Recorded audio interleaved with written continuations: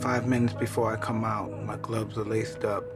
I'm breaking my gloves down. I'm pushing the lever in the back of my glove. I'm breaking the middle of the glove so my knuckle could pierce through the leather. I feel my knuckle piercing against the tight leather gloves on the everlast boxing glove. When I come out, I have supreme confidence, but I'm scared to death. I'm totally afraid. I'm afraid of everything. I'm afraid of losing. I'm afraid of being humiliated. But I'm totally confident. The closer I get to the ring, the more confidence I get. The closer, more confidence I get. The closer, more confidence I get. All during my training, I've been afraid of this man. I thought this man might be capable of beating me. I've dreamed of him beating me. But I always stayed afraid of him. But as closer I get to the ring, I'm more confident. Once I'm in the ring, I'm a god. No one could beat me.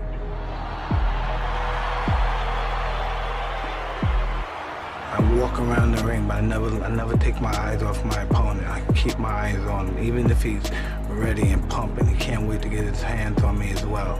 I keep my eyes on him. I keep my eyes on him. I keep my eyes on him. Then once I see a chink in his armor, boom, and one of his eyes may move, and then I know I have him. Then when he comes to the center of the ring, he still looks at me with his piercing look, and as if he's not afraid. But he already made that mistake when he looked down for that 1/10 of a second. I know I had him. He'll fight hard for the first 2 or 3 rounds, but I know I already broke his spirit. During the fight, I'm supremely confident. I'm moving my head, he's throwing punches. I'm making him miss and I'm countering. I'm hitting him to the body, I'm punching him real hard. And I'm punching, and when I'm punching him, I know he's not able to take my punches. 1, 2, 3 punches, I'm throwing him punches and bunches. He goes down, he's out. I'm victorious. Mike Tyson, greatest fighter ever lived.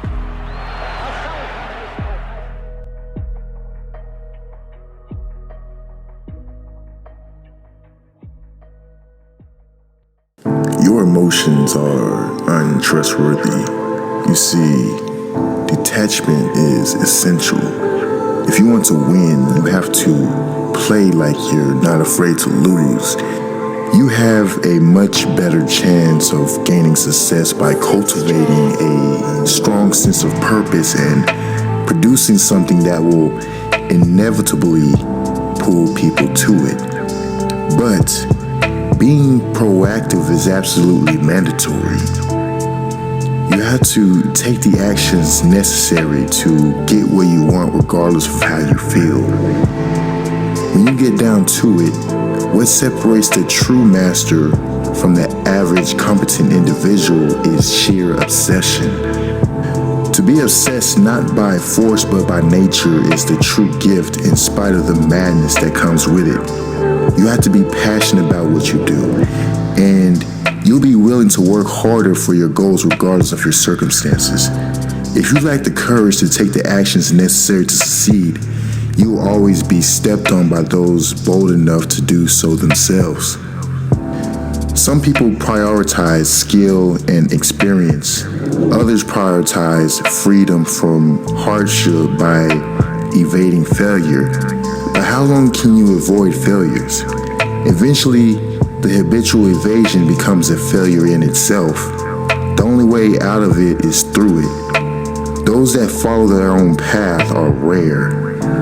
The rare individual must recognize that they are rare in their ways, in their thinking, in their approach and actions, or else they will succumb to the societal ways of thinking patterns, opinions, and beliefs of the masses. Many have lost their way because they didn't realize this. Courage is the name of the rare individual. Self-realization is a sure recipe for their growth. You live the life that many people are afraid to live, and you offend the life that many people will settle for. If you're not obsessed and fully immersed in your passion for mastery, you'll never reach the heights of brilliance that turns heads and stirs admiration even from those who previously rebuked you. Instead, you'll continue to be anchored by mundane problems. People are often afraid of who they are without their problems, without their regular habits and delusions, fantasies, narratives, arguments, opinions, notions, falsehoods, illusions, and stories that they have carefully crafted for themselves. People are deeply scared of the unknown and the abyss. You see, in the movie The Matrix, Neo had to unlearn everything he thought he knew to become free.